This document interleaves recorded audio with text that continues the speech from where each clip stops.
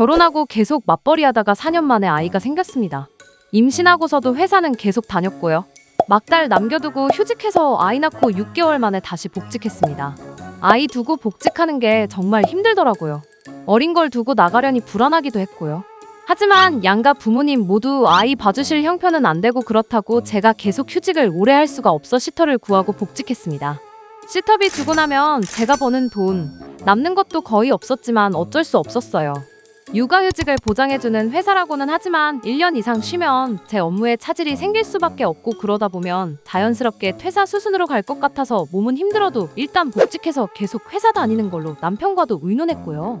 남편은 그냥 퇴사하고 집에서 아이 보는 게 어떻겠냐고 했지만 경력 단절되고 나중에 재취업하는 건 어렵다고 판단했어요. 그래서 어렵더라도 계속 직장 생활을 하겠다고 했고요. 아이는 이제 2돌 지났고 어린이집을 다닙니다. 애 어려서 하루 종일 시터가 필요할 때는 돈이 많이 나갔었는데 지금은 경제적인 부담은 크게 없습니다. 그러다 이번에 임원분이 회사를 차려나가게 되면서 저에게 함께하지 않겠느냐고 제안하셨습니다. 조건도 지금보다 좋고 제가 하던 업무만 주력으로 하게 되는지라 임원분 회사에 합류하는 게 나을 것 같았습니다. 그래서 이직을 결정했고 2달간 휴가가 생겼습니다. 애 낳고도 쉬지도 못했던지라 이번 휴가를 온전히 절 위해 보내고 싶었습니다. 여기저기 여행지를 알아보고 있었는데 언니가 여행사 다니는 친구 통해 싼 가격에 비행기표를 구할 수 있을 것 같다 그러더라고요. 근데 언니가 말한 곳이 마침 제 대학 절친이었던 친구가 시집가서 살고 있는 곳이었어요. 겸사겸사 오랜만에 친구와 회포도 풀고 너무 좋겠다 싶어 친구에게 연락했더니 친구가 너무 기뻐하면서 꼭 보자고 그러길래 그곳으로 결정했습니다. 남편과 상의했고 남편도 제 일정에 맞춰 휴가를 내기로 했죠. 근데 갑자기 남편이 이런 얘기를 하는 겁니다. 여보, 우리 여행 가는 건 좋은데 유나는 어쩌지? 딸 얘기였어요. 저는 당연히 함께 가는 거고 저희가 가는 곳도 어린애들도 많이 가는 곳이기에 크게 문제될 건 없다고 생각했죠. 유나는 데리고 가야지. 가서 물놀이도 하고 여러 가지 함께 할 수 있을 것 같은데? 당신이 여행지까지 가서 애 보느라 고생할까봐 그러지. 온전히 자기 쉬려고 가는 여행인데. 그럼 유나만 두고 가? 유나는 누가 봐주고? 그래서 말인데 이렇게 하면 어때? 남편의 제안은 정말 황당했습니다. 우리 여행지에 시부모님을 모시고 가자는 겁니다. 같이 가되 아이는 전적으로 시부모님이 봐주시는 걸로 하고 우리끼리 여기저기 관광도 하고 친구도 만나고 하자고 말하는 겁니다. 호텔 객실도 따로 쓰고 일정도 같이 할 필요 없이 아이만 부모님께 맡기자네요. 그러면서 한단 소리가 이번에 시어머니 환갑이니까 따로 챙길 것 없이 여행으로 겸사겸사 생색도 내고 우리는 우리끼리 둘이 신혼 기분도 내자면서 자기 아이디어 좋지 않냐고 뿌듯해하는 겁니다. 시부모님이 아무리 애를 봐주신다고 해도 거기가 한국도 아닌데 2분 아이 보라고 하고 우리끼리 놀러 다니는 게 말이 돼? 연세 드신 2분은 거기서 따로 뭘 하면서 계실 건데. 그럼 같이 움직이면서 전적으로 부모님이 유나 맡아주시는 걸로 하고 우리는 좀 편하게 다니면 되잖아. 말이 되는 소리를 해야죠. 아이 6개월 만에 두고 복직할 때도 절대 아이는 못 봐주신다고 했던 분입니다. 그래서 시터를 썼던 거고요. 근데 여행 가서 시부모님이 전적으로 아이를 맡아서 봐주신다는 게 이해가 되나요? 그게 무슨 여행이야? 시부모님 효도 관광에 우리가 보호자로 따라가는 거지. 부모님이랑 애 두고 우리 둘이 퍽이나 재밌게 놀 수 있겠다. 그렇게 가려면 난 여행 안 가. 남편은 왜 그렇게 부정적으로만 생각하냐고 부모님이 애를 잘 봐주실 텐데 왜 미리 걱정이냐고 하더라고요. 그래서 당신이 뭐라 하든 난 그런 여행은 안 간다고 딱 잘랐습니다. 며칠 뒤 시어머니에게 연락이 왔습니다. 얘, 날짜 잡았니? 비행기표 끊으려면 우리 여권 필요하잖아. 왜 연락이 없나 전화했다. 네, 어머니. 무슨 날짜요? 나 환갑이라고 나랑 아버지 모시고 여행 간다고 아범이 그러던데. 너희가 다 준비했다며? 날짜 언제니? 순간 열이 확 받더라고요. 결혼하고 한 번도 쉬는 날 없이 일만 한 마누라가 여행 간다고 처음 얘기하는데 그걸 어떻게든 시부모랑 함께해서 가려고 하는 남편 심보가 너무 괘씸했습니다. 시부모님 모시고 간다고 하면 제가 싫어할까봐 애 위하는 척 애 봐주러 따라가신다는 둥 핑계대면서 저랑 상의도 없이 벌써 시댁에다 미주알 고주알 다 말했나봐요. 어머니, 아범이 뭘 잘못 알았나봐요. 여행 계획은 있었는데 제가 휴가 낼 수 없어 여행 못 가게 됐어요. 전화 끊고 와도 속상해 언니에게 얘기했습니다. 언니는 제부 그렇게 안 받는데 너무한 거 아니냐면서 여행 없던 걸로 다 취소한다고 한 건 잘했다 그러더라고요. 그러면서 속상해할 것 없이 계획된 일정대로 가서 친구 만나 재밌게 놀고 오라고 저 여행가 있는 동안 아이는 언니가 데리고 봐준다네요.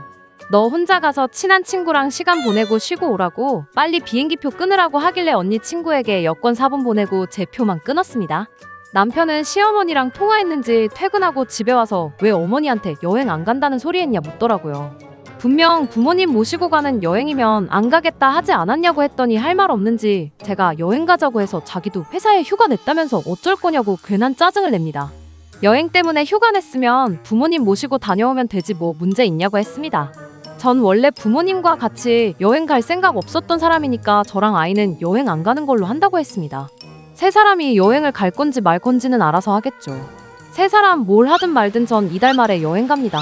오랜만에 만나는 현지에 사는 친구도 멀리서 저 온다고 들떠서 이것저것 준비하고 있다고 하는데 정말 설레네요.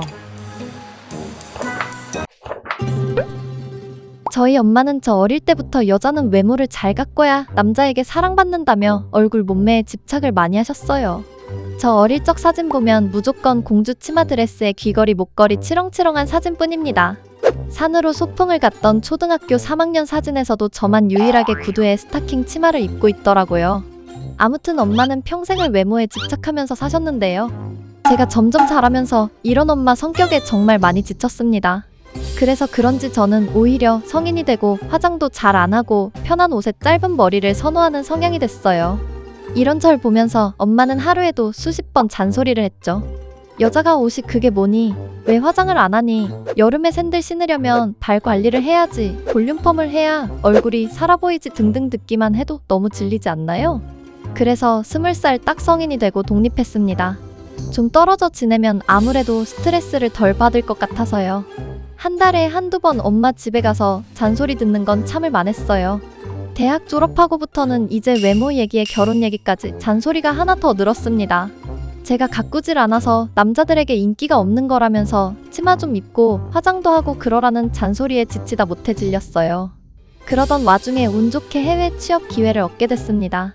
코로나 때 축소됐던 해외 사업이 이번에 조금 확장하게 되면서 인원 몇 명을 뽑았는데 운 좋게 제가 합격했습니다. 한국에서 살던 집 정리하고 보니까 출국까지 2달이 애매하게 뜨는 거예요. 어쩔 수 없이 엄마 집에서 2달 신세지기로 했습니다. 같이 살다 보니 하루도 안 빼고 외모로 잔소리하는데 정말 화가 나서 못 참겠더라고요. 특히 아빠나 남동생이 옆에 있으면 들으라는 듯이 더 심했고요. 성민아, 누나 좀 봐. 옆구리에 저거 살 맞지? 살이 어쩜 저렇게 볼록볼록 튀어나와? 동생이 크게 관심 없어 하니까 엄마는 아예 절 따라다니면서 외모 지적을 하는 거예요. 너 주변에는 누나 같은 여자 없지? 머리가 저게 뭐야 세상에. 트리트먼트 같은 건 하나도 안 하는 거니? 머리가 꼭 허수아비 같잖아. 남동생이 반응할 때까지 외모 지적을 하는 건데요. 그러다 동생이 그래, 누나도 좀 관리받아봐. 동생이 이런 식으로 한마디 하고 나면 엄마가 더 난리였습니다. 그치? 누나도 엄마처럼 이렇게 피부며 머릿결이며 관리 좀 하면 좀 좋아? 하여간 누가 보면 쟤를 내 딸이라고 생각하겠어? 스트레스가 극에 달해서 출국까지 한 달 남은 거 그냥 엄마 집 나와 단기 숙소라도 알아보자 싶어 알아보고 있는데 마침 남동생에게 연락이 왔어요. 출국 앞두고 간만에 둘이 맥주 한 잔 마시며 이런저런 얘기하다 엄마 때문에 한 달 정도 남은 기간은 나가서 살까 한다고 했더니 그러지 말라며 엄마 잔소리 그냥 참지 말고 누나도 똑같이 하라 그러더라고요. 그래서 엄마를 어떻게 당하냐고 했더니 자기가 도와주겠다는 겁니다. 누나는 누나가 가진 내면의 장점이 참 많은 사람이니까 괜히 엄마가 말하는 외모 얘기에 기죽을 필요 전혀 없다고 그러더라고요. 주말 아침 거실에서 TV를 보고 있는데 역시나 엄마가 아침부터 늘어져 있냐고 스트레칭을 하든 좀 몸을 풀어주라면서 잔소리가 시작됐고 옆에 있던 동생이 갑자기 엄마에게 안 하던 소리를 하는 겁니다. 엄마, 얼굴에 왜 이렇게 주름이 많아? 요즘 뭐 고민 있어? 눈하고 입가에 주름 보니까 옛날 엄마가 아니네, 딴 사람 같아. 와, 진짜 세월이 무상하다. 엄마는 아들이 한 말에 충격을 받았는지 아침이라서 얼굴이 부스스해서 그런 거라면서 얼른 방으로 들어가시더라고요. 한참 있다 한껏 꾸미고 나와서 다시 보라고 아직 괜찮다 그러시는데 동생이 또 가만히 엄마를 보다가 헐, 엄마 흰머리가 장난 아닌데? 염색해야겠다. 꼭 할머니 같아. 엄마는 할머니 같다는 말에 또 한 번 충격받은 얼굴이더라고요.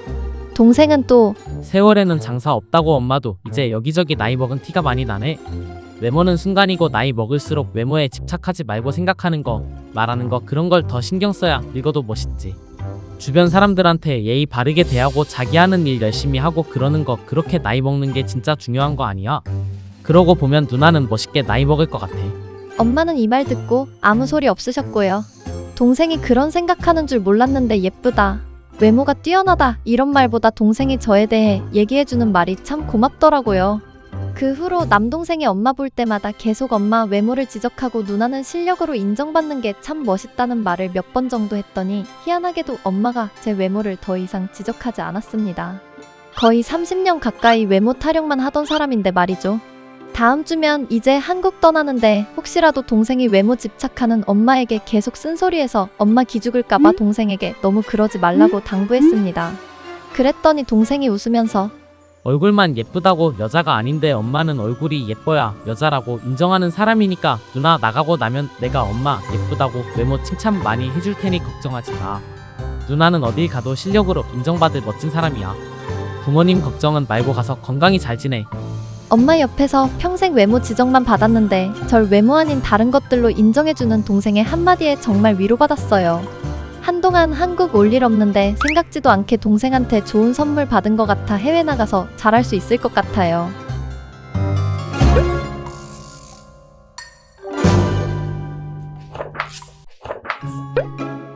10월 결혼을 앞두고 있습니다. 남친 부모님은 남친 5살 때 이혼하셨다고 합니다. 아버지가 장기간 배를 타는 일을 하셔서 1년에 한두 번 집에 오셨는데 홀로 아이를 키우던 엄마가 외로움을 못 견디셨는지 이혼을 하자고 했다고 합니다. 아버지는 엄마의 뜻을 따랐고요. 집에서 남친을 돌볼 수 없는 아버지는 어쩔 수 없이 남친을 친 할머니 집에 맡기고 배를 타셨다고 합니다. 할머니 집에서 7살까지 자랐고 초등학교 입학 앞두고 할머니 집을 떠나 아버지와 함께 살게 됐다고 합니다. 그쯤 아버지가 배 타는 일을 그만두고 작은 유통업을 시작하면서 남친을 데려올 수 있었던 거고요. 아버지와 둘이 살 때 진짜 살림이 참 엉망이었다고 해요. 가끔 할머니가 오셔서 집안 살림을 해주시긴 했는데 살림해 본 적 없는 아버지와 어린 남친 둘이 사는 게 얼마나 힘들었을까요? 그러다 10살 때 아버지가 새어머니와 재혼하셨다고 합니다. 아버지 가게에서 격리를 보던 분이었는데 그분은 초혼이었고 아버지와 어린 남친이 사는 모습이 안쓰럽다고 이것저것 챙겨주다가 두 분이 좋은 감정으로 발전해 재혼하셨대요. 새어머니는 친어머니 못지않게 남친에게 잘해줬고 남친도 새어머니를 의지하고 잘 따라서 새어머니가 집에 온 지 1년도 안 돼 엄마라는 말이 자연스럽게 나왔다고 합니다. 초혼으로 시집왔는데 아버님과 아이를 갖지 않았어요. 새어머니가 먼저 하나 있는 아들 잘 키우자 그랬다네요. 남친은 아버지보다 어머니를 더 좋아합니다. 20년을 한결같이 사랑으로 대해주신 분이라고 어릴 적 생각하면서 가끔 눈물 보일 때도 있어요. 저도 자주 뵈러 가는데 정말 새어머니라는 생각이 전혀 들지 않을 정도로 아들이라면 참 지극정성이신 분입니다. 물론 저에게도 따스하게 대해주시고요. 결혼 날짜를 잡고 나서 남친 할머니를 뵈러 갔습니다. 어릴 적 몇 년을 키워주셨던 할머니요. 할머니가 저에게 성우 엄마는 지금 성우 아빠랑 살고 있는 사람이라며 그이가 진짜 엄마라는 말씀을 몇 번이고 하시더라고요. 혹시나 제가 새어머니라고 불편하게 생각할까봐 그러시는 건가 했습니다. 당연히 지금 남친 어머니가 새어머니가 아니라 진짜 엄마라고 생각해요. 지난 어버이날 부모님이 한우 2상자를 포장해 아버님과 할머니께 드리라고 하셨어요.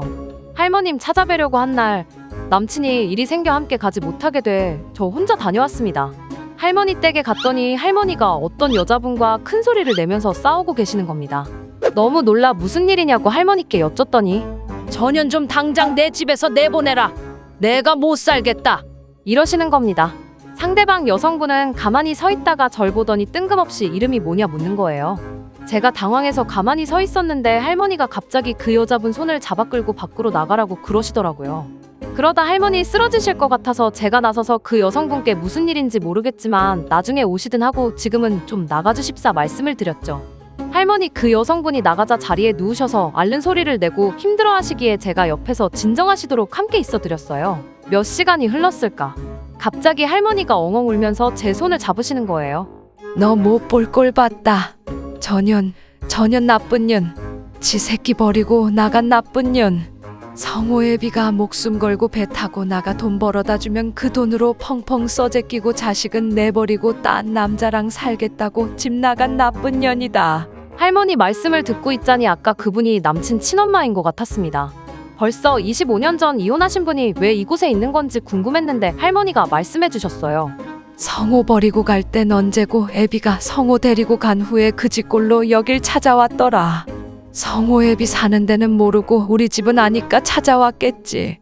성호 얼굴 한 번만 보고 싶다고 사정사정하는데 그때 자식 버리고 간 애미가 무슨 낯짝이 있어 왔냐고 내쫓았더니 그 후로 잊을만 하면 저렇게 한 번씩 찾아와 내 속을 뒤집는다. 전혀 몰랐던 사실이었습니다. 남친도 남친 아버지도 전혀 모르는 일인 것 같았어요. 할머니 말씀이 친모가 갑자기 할머니 집에 남친을 데려다 놓고 갈라서기로 했다며 나간다고 했답니다. 그때 남친 아버지가 배 타고 국내 없을 때라 할머니가 어린 자식은 어쩌고 나간다고 하느냐고 붙들고 사정을 하셨다고 하네요. 근데 더 이상 못 산다고 하면서 매몰차게 나가버린 친모는 벌써 다른 남자와 살면서 임신까지 한 걸 몇 달 뒤 할머니가 알게 된 거죠. 그래서 더 이상 안 되겠구나 싶어서 아버지 돌아오시자마자 할머니가 얼른 이혼 도장 찍어주라고 하셨다는 겁니다. 남친 아버지도 그 사실 알고 미련 없이 이혼했고 그때부터 남친은 할머니 집에서 살게 된 거고요. 친모는 다른 남자와 살면서 아이도 낳았는데 3년 후쯤 할머니를 찾아왔다고 하네요. 아마 그쪽 형편이 어려웠던 모양입니다. 그렇게 보내고 한 3, 4년에 한 번씩 잊혀질만 하면 찾아오고 그런답니다. 할머니는 절대 아들, 손주 있는 곳을 안 알려줬고요. 몇 년 전부터는 1년에 몇 번씩 또 오더니 요즘엔 더 자주 와서 아들 한 번만 보게 해달라고 한다더군요. 얘야, 너 오늘 일 절대 성호랑 성호 애비한테 말하지 마라. 시어머니는 지금 성호 애비랑 살고 있는 사람이 진짜 시어머니야. 전현 오늘 너 봤으니 어떻게든 만나려고 할지 몰라. 그 여자 만나더라도 모르는 사람이다. 이렇게 생각해라. 엄청난 일을 알게 돼 그런지 마음이 너무 무거웠습니다. 친모는 왜 이제 와 아들을 만나려 하는 건지, 정말 아들이 보고 싶어 그러는 건지, 할머니 말씀이 다 사실인 건지 궁금하기도 하고요. 일단 할머님 당부대로 이날 있었던 일은 아무에게도 말하지 않았습니다. 근데 며칠 후 그 궁금증이 풀리는 사건이 발생했습니다. 할머니가 저에게 친모 관련 이야기를 하신 그날 이후로 몸이 계속 안 좋으신 것 같아 기운날 만한 음식을 좀 챙겨서 할머니 댁에 갔는데 얼마 전 만났던 그 여성분을 할머니 집 대문 앞에서 딱 마주친 겁니다. 그분은 절 한눈에 알아보시대요. 아가씨가 혹시 성호 각시 될 사람이에요? 네, 그런데 누구신가요? 내가 성호 친엄마예요. 우리 성호 어디 살아요? 얼굴 한번 보고 싶어서 그래요. 친어머니 말로는 이혼한 후로 한 번도 아들을 잊어본 적이 없다고 그러시더라고요. 아들을 버리고 간 게 절대 아니라고 할머니에게 무슨 말을 들었는지 모르지만 다 거짓말이라고요. 오히려 어린 나이에 시집와 혼자 아이 키우면서 얼마나 모진 시집살이로 자기를 괴롭혔는지 모른다고 하면서 할머니만 아니었으면 이혼의 아들하고 헤어질 이유가 없었다고 했습니다. 누구 말이 맞는지 정말 혼란스러웠어요. 만나고 싶어도 사는 곳도 모르고 할머니는 절대 알려주지 않아서 알려달라고 자꾸 여길 찾아오는 거라고 하시더라고요. 그러면서 아들 대신 며느리라도 이렇게 볼 수 있어 다행이라고 집 주소를 알려달라고 하시길래 할머니가 당부하셨던 말도 떠오르고 해서 그건 좀 어렵겠다 했습니다. 그랬더니 며느리가 시어머니한테 어떻게 이럴 수 있냐면서 그럼 아들 연락처라도 달라기에 그것도 상의해봐야 한다고 하고 자리를 피했습니다. 헤어지는데 저보고 어른 가는데 차비 챙기는 거 안 배웠냐 하셨어요. 제가 아랫사람인 건 맞지만 그래도 초면인데 좀 당황스러웠습니다. 지갑에 현금이 5만 원뿐이라 좀 민망했는데 그거라도 달라고 받으셨습니다. 모든 게 혼란스럽고 이걸 남친에게 말할 수도, 그렇다고 남친 부모님께 말씀드리기는 더 어려워 저 혼자 속 끓이고 있었습니다.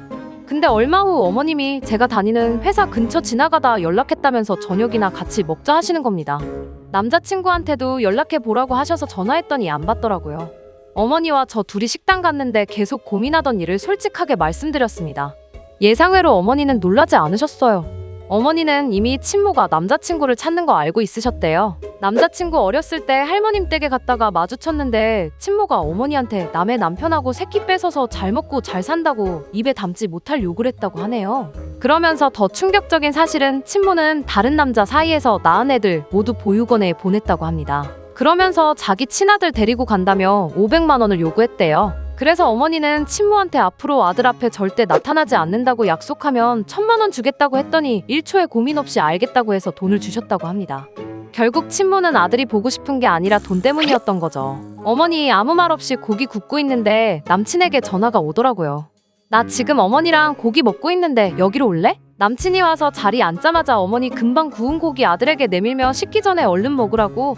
일하느라 고생한다고 하니까 남친이 어머니 입에 고기 넣어드리면서 자기가 구울 테니 엄마 많이 먹으라고 하는데 그 모습을 보면서 왜 눈물이 나는지 모르겠더라고요. 진짜와 가짜가 어떻게 다른지 확 알겠는 거 있죠.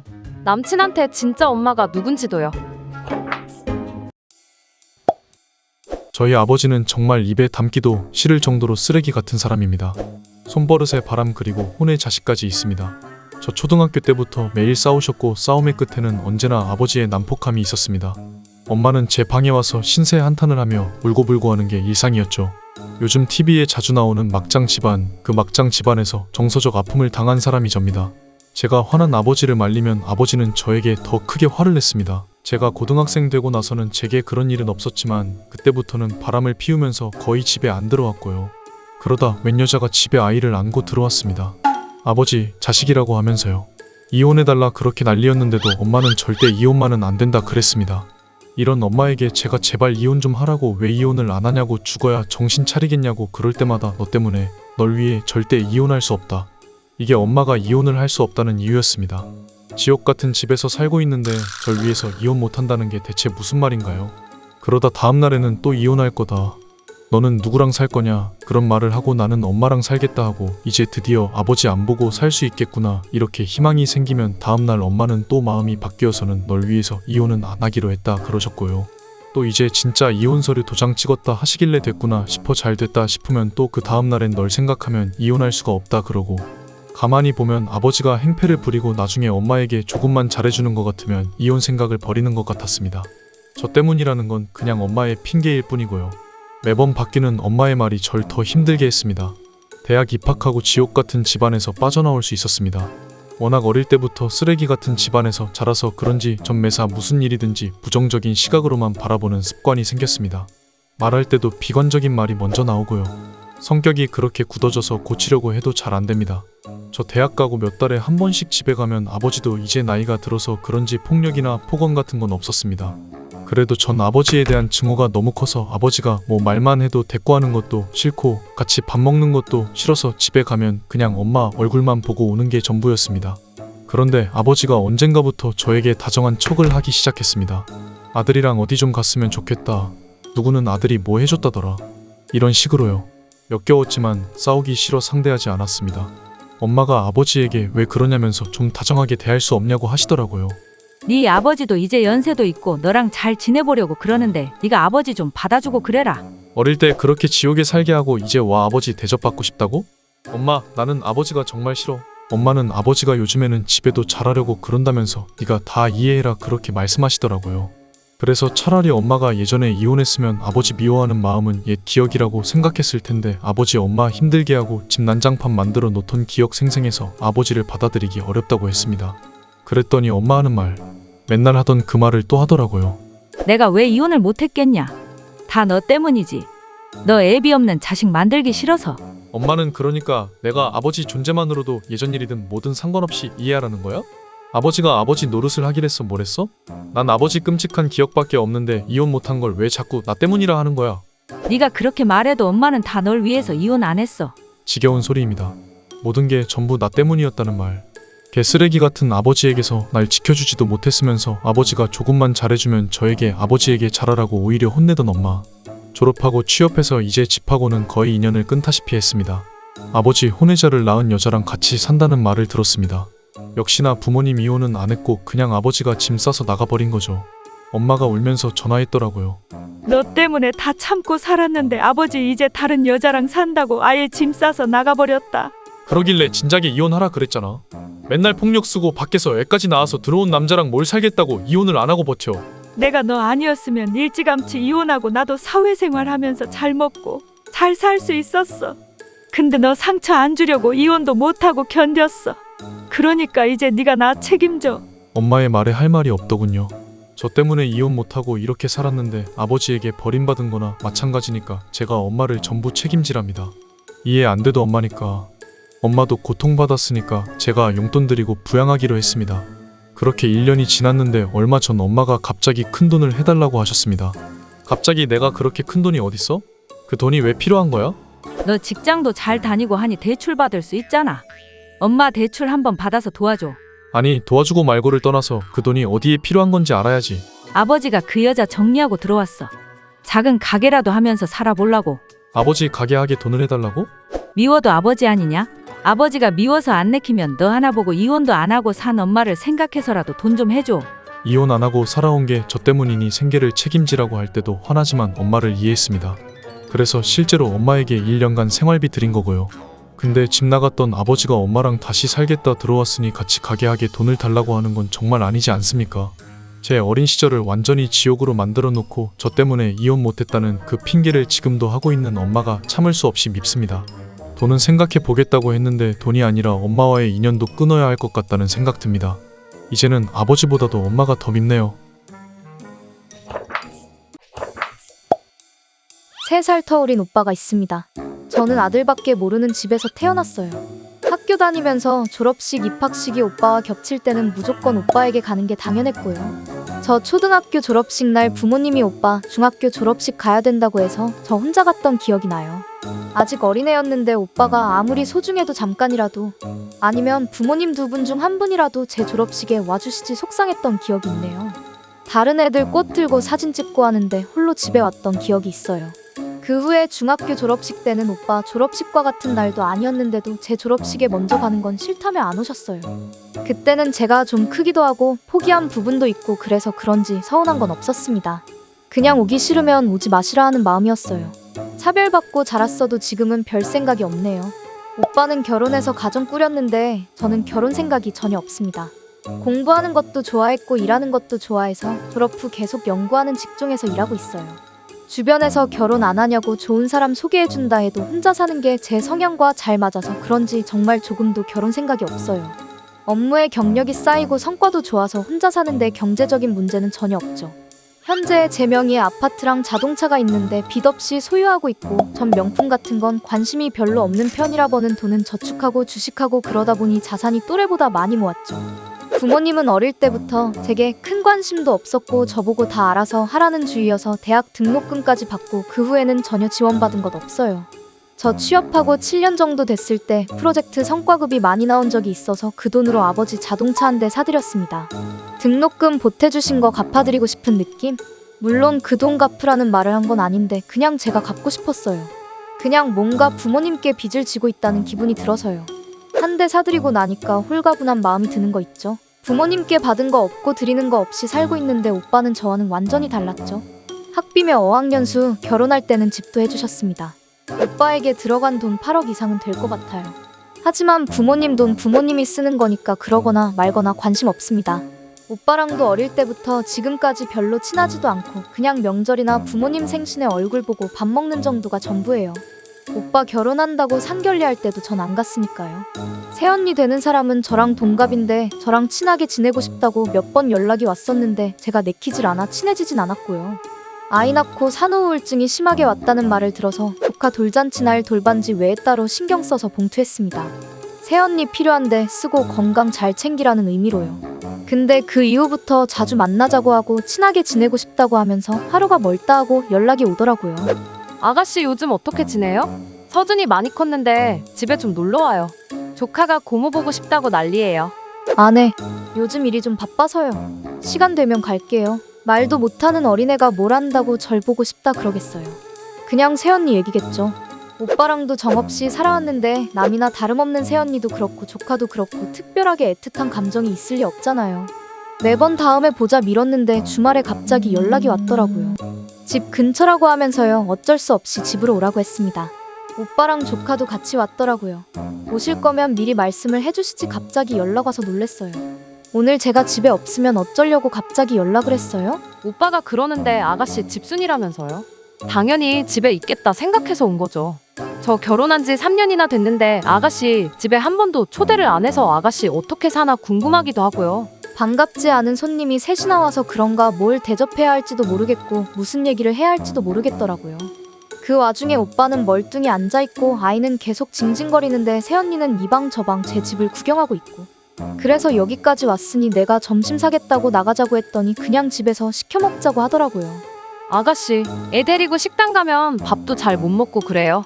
아가씨가 애가 없어 잘 모르죠? 애랑 같이 밖에 다니는 거 정말 힘든 거예요. 편하게 밥 먹으려면 집에서 먹는 게 제일 좋아요. 제가 시킬게요. 전 집에서 음식 시켜 먹는 적도 거의 없고 집 어지르는 것도 싫은데 저렇게 말하니 어쩔 수가 없더라고요. 애 데리고 다니는 게 힘든데 굳이 우리 집에 왜 온 건가 싶었네요. 그리고 음식을 뭘 그리 시킨 건지 배달 아저씨가 3번이나 왔다 갔고 음식 계산은 제가 다 했고요. 식탁에 음식 펼쳐놓으니까 그제야 오빠랑 언니가 와서 앉는데 조카는 계속 울고 있었어요. 아이 좀 봐야 하는 거 아니냐고 했더니 저보고 좀 안아주라고 그럽니다. 고모네 집 처음 와봐서 낯설어 그런가 봐요. 자주 왔다 갔다 하고 그러면 애도 좋을 텐데.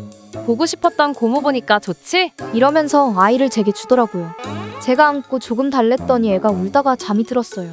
그래서 바닥에 살짝 내려두니 또 울고 그렇게 1시간을 안고 서 있었는데 그동안 두 사람은 식탁에 앉아 열심히 밥 먹고 있더군요. 애 보느라 둘 다 지쳐서 그러나 싶어서 그냥 제가 애봤습니다.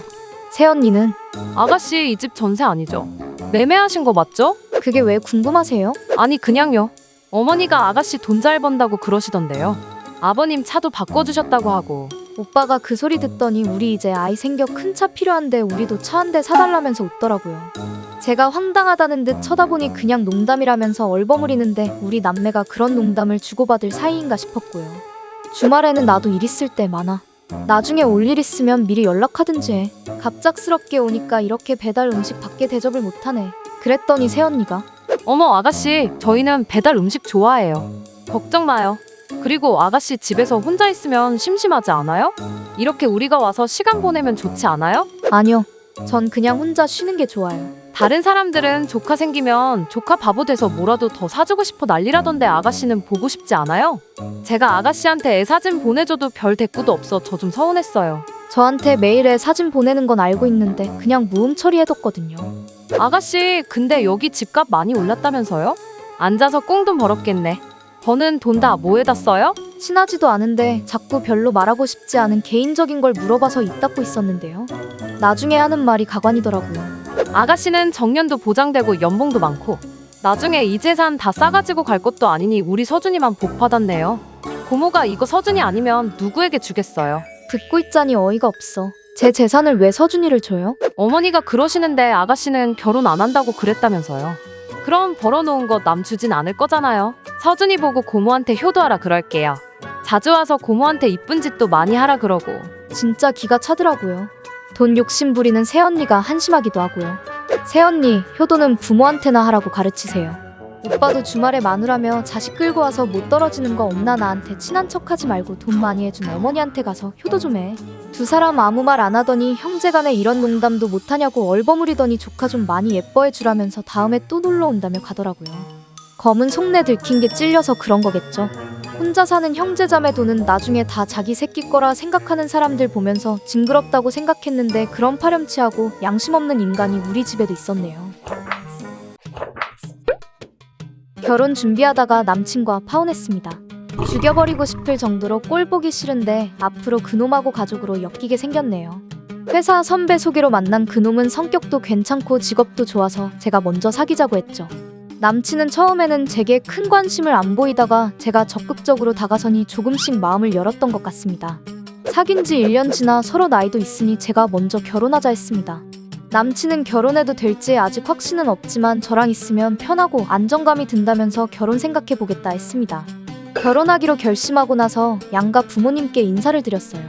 남친 부모님은 며느리에게 크게 바라는 것 없으신 보통의 평범한 분들이셨고요. 아들이 좋다면 그만이지 그런 분들이셨어요. 저희 집에서는 사위가 마음에 든다고 기대 많이 하셨죠.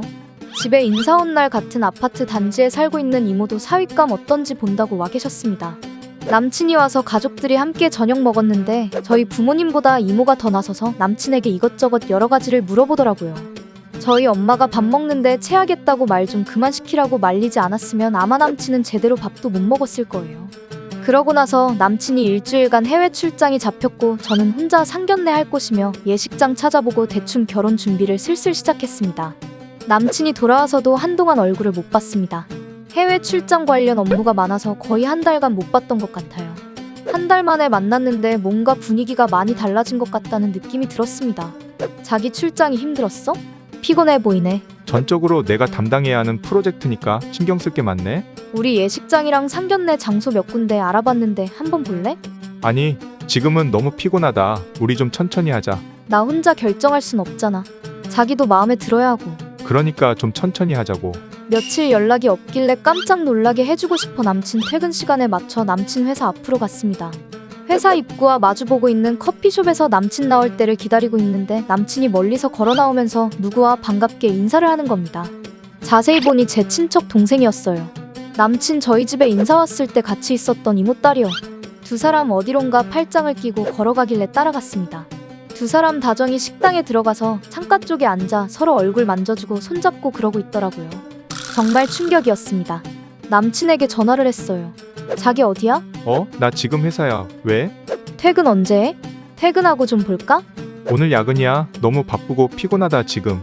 나중에 통화하자. 제가 밖에서 보고 있는 것도 모르고 거짓말을 술술 하더라고요. 집으로 돌아와 이 사실을 엄마에게 말했습니다. 엄마 놀라면서 이모네 집에 가셨는데 몇 시간 후 돌아와?